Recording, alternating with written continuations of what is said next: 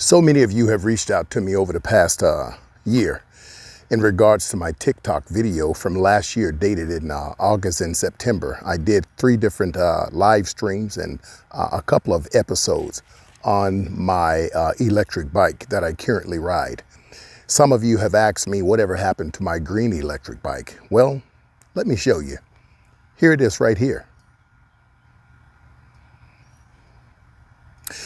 And you can see that it's still nice, with the exception that it's out of commission.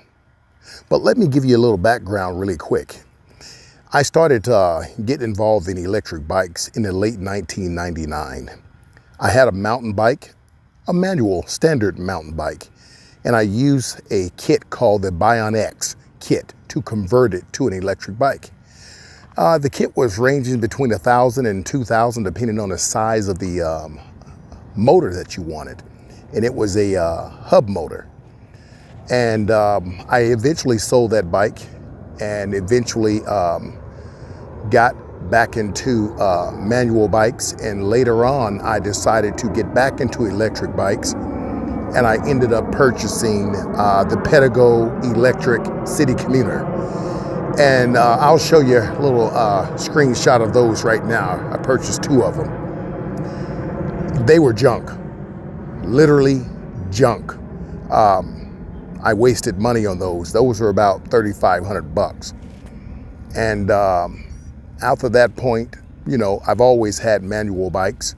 I'll show you a few of those. Road bikes, mountain bikes, city commuter bikes. I've always had them.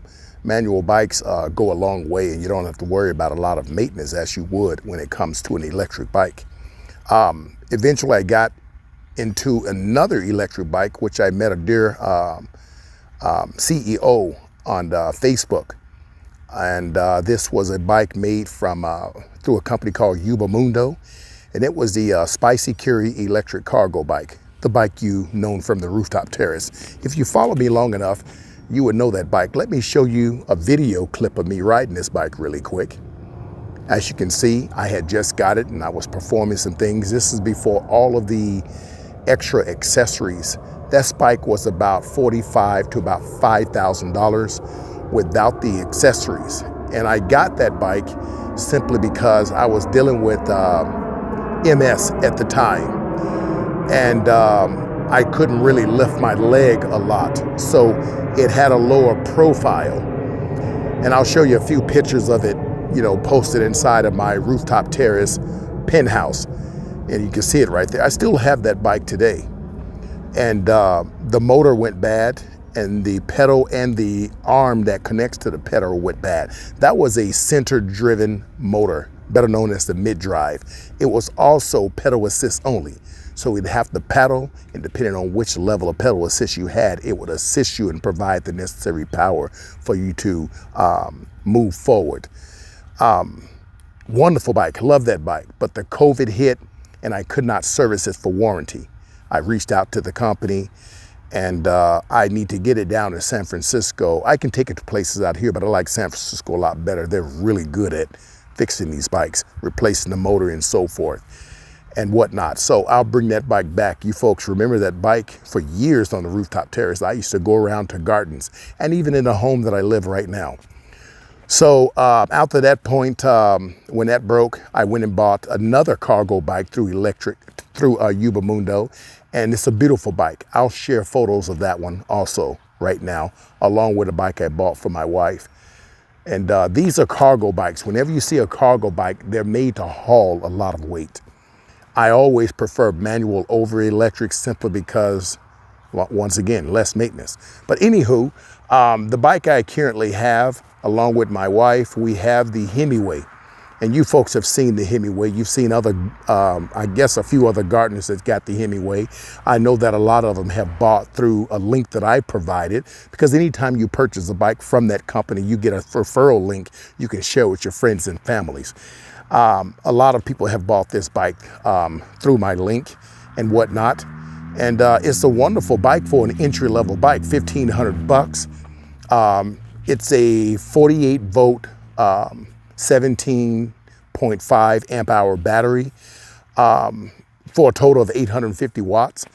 For a basic entry bike, I'm impressed. And it's hard to impress me simply because I've been riding bikes since I was 6 years old. I'll tell you that on another story time. I have a love for bikes like some people have for cars, some people have for jewelry, some people have for shoes or coats or purses, collectors and whatnot. I've had probably over 300 bikes in my entire lifetime. So I want to share the bike with you because so many of you have reached out to me in regards to this bike. And I'm going to show you some stages. I'm going to come back with part 1, 2, 3, and 4. And here's the reason why. Because I'm going to share with you what I've done to my bike to make it better for me. But I'm also going to come back with the trailers that I've tried on the bike and the one I landed on.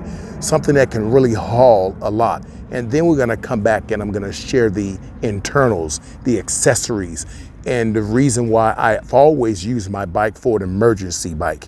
I don't call them bug out bikes, although I did mistakenly use that term before. These are not bug out bikes. I've been riding bikes for a long time, and when you're riding an electric bike, if you don't have anything to charge that battery up, it's going to be one poor excuse for a bug out bike. Okay, and so please don't call them bug out bikes. They're simply scooters, electric scooters. There's no difference between this and a two-wheel scooter. One you stand up on, one you sit down on, and that's literally what they are. They're bike scooters, electric, except in this case, you can pedal this one and whatnot. So let me go ahead and share with you, and I hope this video is not too long for many of you, but I needed to give you some background and understanding how long I've been riding electric bikes. And anyone who have been watching me for years, you know about the Green Machine, and that wasn't even my first electric bike. So let's get started, and I'll go right over here and show you. So here's my Hemingway. It's the Hemingway Cruiser. You probably noticed right off, I have these large bags. Each bag is 20 liters, and then you got another 15 to 20 liters, which sits on top here. Now, when you open up these zippers here, there's pantiers that also drop down, so you have additional storage. We use these pantiers to put our clothing and other accessories in there that are very, very important to us.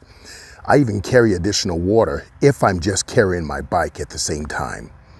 My wife also carry these same bags. Another thing is that we travel for bike camping, or what they call bike packing, or we go on a day camp, you know, if we want to travel 30, 60, 80 miles. And I know some of you will stop and say, wait a minute, those bikes do not travel 80 miles. Well, listen to me. Before I am done, I'm going to explain to you, yes, they do. Now, if you notice here, this bike looks clean. That's because I clean it weekly, depending on if I take a lot of off-trail detours. I clean these bikes. I'm like that with all of my bikes. I can show you bikes that I have that I bought 15, 20 years ago, and they still look brand new. This still have the standard seat. I do have more comfortable seats. I have not put them on yet. There's an alarm to this bike here. And here's the actual control. If I set it in 3, 2, 1, it's set. If I hit it, it'll warn me. If someone touches it again, well, you see what happens. I love geese. Anywho, you see there's another piece of accessory here, and this holds my phone. It also holds the battery that goes to this additional accessory, this accessory light here. It also has a flashlight in here. That flashlight comes in handy for a reason. Okay, and the other thing I've added to here is you see that my handlebars are a lot higher. That's because I have a riser on here. I don't like bending over when I'm riding a bike. That's what road bikes are for, but when it comes to mountain bikes and city commuters, that's a no-no for me.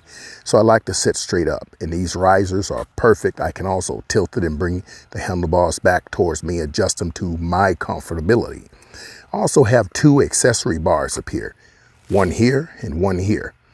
Normally this light will go over here. If I have my GoPro, it'll go directly in the middle. This is a phone holder, which I really don't use. I got another one, I just haven't mounted it. I have a compass, and you got to make sure these compasses are leveled, otherwise they don't work. But again, I also carry a real military compass, so I ensure they don't work. I ensure they do work. Here's my thumb throttle. I took the twist throttle off because it was horrible for me, and I like to be in control. And that twist throttle is very difficult to use when you have inflammation in your wrist. You can see I've already did a brake adjustment. That's why you have this adjustment knob right here, scratched up from the pliers. And that's pretty much it. I do have a couple of water bottle holders that I'm going to be putting here. There's a lot that I haven't placed here. I have some other accessories that's been sitting and waiting to get taken care of. Anywho, this is the bike, and it's a wonderful bike for an entry-level bike. Now, coming up next, we're going to be looking into the first trailer that I bought, and then the second trailer that I had to order and wait on for about 5 months. And I wanted something more heavier duty, and I got that, something for an emergency situation. I have that. I'm gonna share with you that trailer, and then we're gonna go ahead and put our tents and our cooking equipment and all of those things in the trailer, and we're gonna go ahead and do a bike run. And I'm gonna give you part 3, maybe some drone footage of me riding a bike with the trailer, and then we'll come back with part 4. Basically, this is a series of bike packing or bike camping, whether they be day trips or simply weekend trips or overnighters. I want to start this series because many of you have a gold mine in your garage. Many of you have bikes. They don't have to be electric bikes.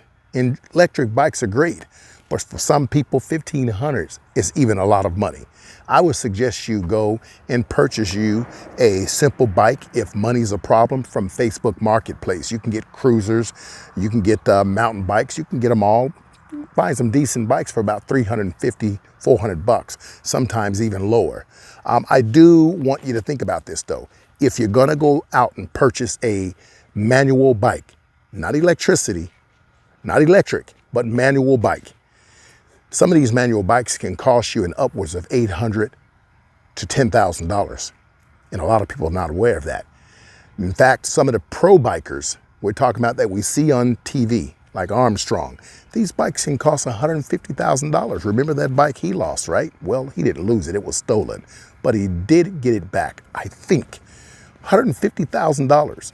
But on average, you and me, you go into a bike shop, it's not unusual to see a road bike that's $30,000. It's not unusual to see a mountain bikes that are $15,000 to $20,000. And it's not unusual to see a simple cruiser, $1,000 to $1,500. In that case, you may want to go ahead and consider getting a Hemingway because they're affordable.